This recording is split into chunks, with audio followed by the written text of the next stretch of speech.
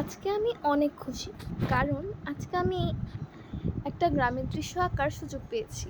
যেটা আমার অনেক প্রিয়। আর আমার স্বপ্ন ছিল একটা গ্রামের দৃশ্য আঁকার। আর আমার এক কাস্টমার এটা অর্ডার করছে। তো তার জন্য আমি আঁকতে পারতেছি এখন। আমার এখন অনেক ভালো লাগতেছে। গ্রাম হইতেছে একটা শান্ত পরিবেশ, যেখানে হইতেছে গাছগাছালি। এগুলো দেখলে আলাদাই মনটা ভরে ওঠে। গ্রামে গেলে সবচেয়ে শান্তির জায়গা মনে হয় গ্রাম আমার কাছে। আর এখানে আমি আঁকছি শরৎকালের দৃশ্যটা। শরৎকাল ঋতুর মধ্যে আমার শরৎকালটা ভালো লাগে। আকাশে মেঘ থাকে, আবার হইতেছে শরৎকালে কাশফুল ফুটে ওঠে নদীর ধারে হইতেছে নৌকা বাঁধা। এরকম সিনারিটা দেখলে মনটা ভরে ওঠে, তাই না? আমি এখানে পিন্টারেস্ট অনেক ঘাঁটছি। ভাবতেছিলাম একটা গ্রামের যদি সুন্দর সিনারি পাই তাহলে আঁকি।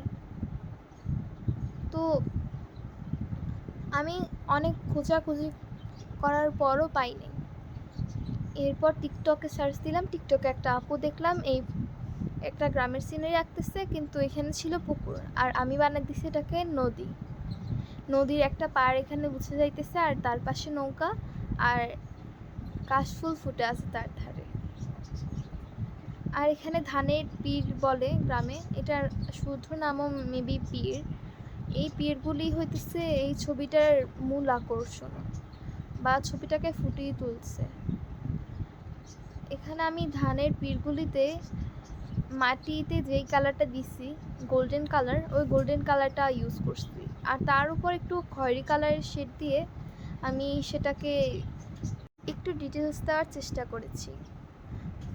আপনাদের কার কার গ্রামের সিনারি অনেক ভালো লাগে অবশ্যই কমেন্টে বলবেন। আর সাবস্ক্রাইব করে আমাদের সাথে অবশ্যই থাকবেন।